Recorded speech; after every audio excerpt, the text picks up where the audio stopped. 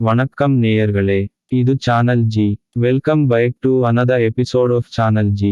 வெளிச்சத்திற்கு வாங்க என்ற தொடர் பாலஜோதிடம் என்ற வார இதழில் வெளிவந்து கொண்டு இருக்கிறது. அதனை உங்களுக்கு படைக்கிறோம். கேட்டு மகிழுங்கள். கருத்துக்களை சொல்லுங்கள். இனி சிந்தனைக்கு வருவோம். வெளிச்சத்திற்கு வாங்க. ஜோதிடம் என்றதுமே நமக்கு என்ன நடக்குமோ என்ற எதிர்பார்ப்பும், குரு பெயர்ச்சி, சனி பெயர்ச்சி, ராகு கேது பெயர்ச்சி என ஆண்டு முழுவதும் வருகிறதே.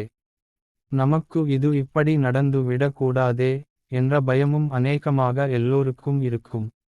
இதில் இப்படி வர போகிறதே என்று சோதிட ஆலோசனை பெறாமல் சிலர் எதையாவது தொடங்கிவிட்டு, அப்புறம் அது தீர வேண்டுமே என ஆலோசனைக்கு வந்து நிற்பார்கள்.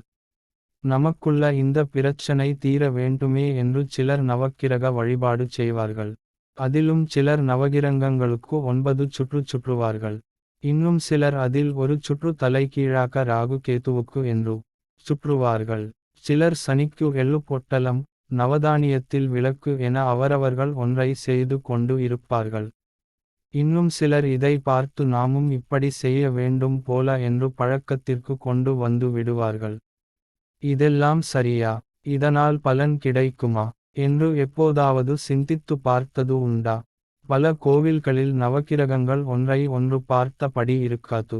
ஜாதக கட்டத்தில் ஒன்றை ஒன்று பார்க்காமல், ஒன்றை ஒன்று இணைவு பெறாமல் எப்படி கிரக பலனை சொல்ல முடியும்? அது முடியாது என்றால் இந்த வழிபாடு பலன் தருமா என்று சிந்திக்க தோன்றுகிறதா? சரி, இப்போ தான் விழித்து கொள்ள தொடங்கி விட்டீர்கள்.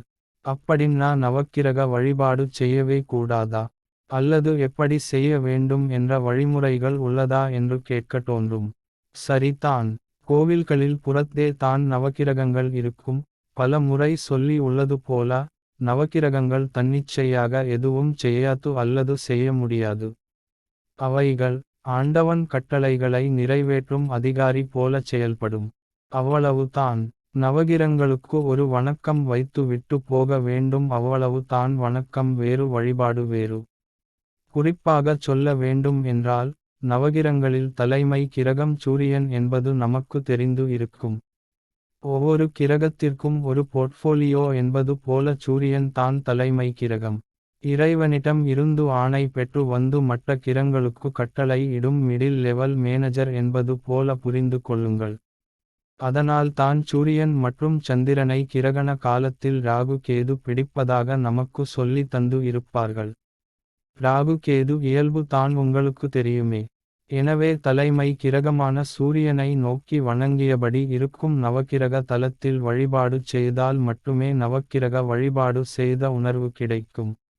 அதை விடுத்து இத்தனை சுற்று என்ற எண்ணிக்கையில் நவக்கிரகத்தை சுற்றி வந்தால் உடல் எடை வேண்டுமானால் குறையலாம்.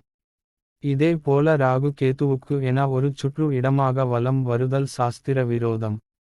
அப்பிரதட்சணமாக வரக்கூடாது என்பதை சொல்லித்தானா தெரிய வேண்டும்? சரி, நவக்கிரகங்கள் சூரியனை நோக்கி இருக்கும்படியான தலங்கள் எங்கள் பக்கத்தில் இல்லையே, என்ன செய்வது என சிலர் கேட்கலாம். அல்லது எங்கள் பக்கத்தில் உள்ள கோவில்களில் இப்படி சூரியனை நோக்கி மற்ற கிரகங்கள் இருப்பதாக இருக்கிறது. மற்ற கோவில்களில் இது போல இல்லையே, இது தவறோ என்று நாங்கள் வழிபாடு செய்வதில்லை என்று கேட்பவராக கூட இருக்கலாம். அவர்களுக்கு தான் இந்த செய்தி.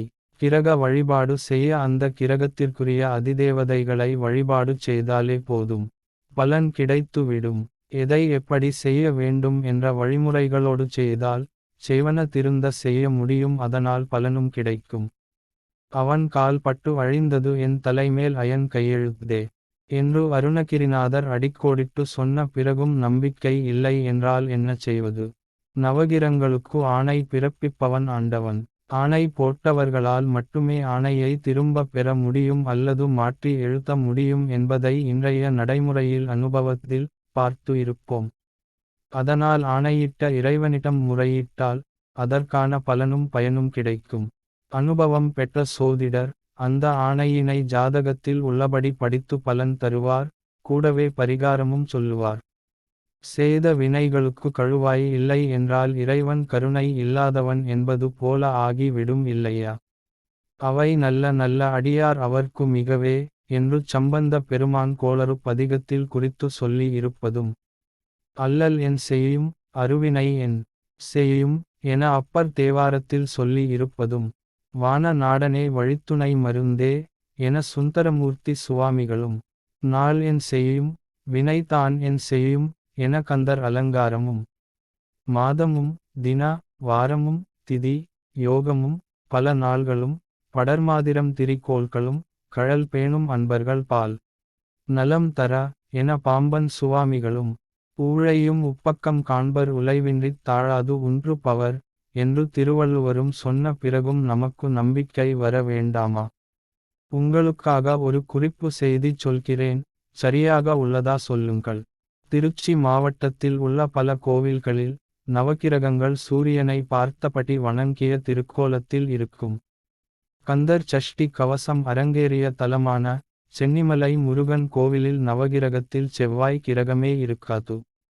இது போன்ற சில அடிப்படை உண்மைகளை புரிந்து கொண்டு உங்கள் பகுதியில் உள்ள திருக்கோவில்களில் நவக்கிரகங்கள் இப்படி இல்லை என்றால் அதற்காக வருந்த தேவையில்லை.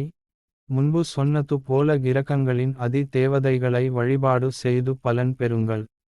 அடுத்து சில மாதங்களில் வரவுள்ள சனிப்பெயர்ச்சி எப்படி இருக்கப் போகிறது, இதில் பலன் பெறுபவர்கள் யாரு, பலம் இழப்பவர்கள் யார் என்பதை வரும் வாரங்களில் சிந்திப்போம். நல்லதே நினைப்போம், நல்லதே நடக்கும்.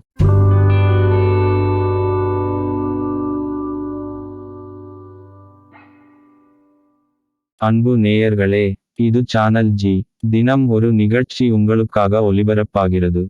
உங்கள் கருத்தை எங்களுக்கு எழுதி அனுப்புங்கள். நீங்கள் எழுதி அனுப்ப வேண்டிய முகவரி podcastchannel@gmail.com. இன்னொரு நிகழ்ச்சியில் மீண்டும் சந்திக்கும் வரை உங்களிடம் இருந்து அன்பு வணக்கம் கூறி விடை பெறுகிறோம். வணக்கம்.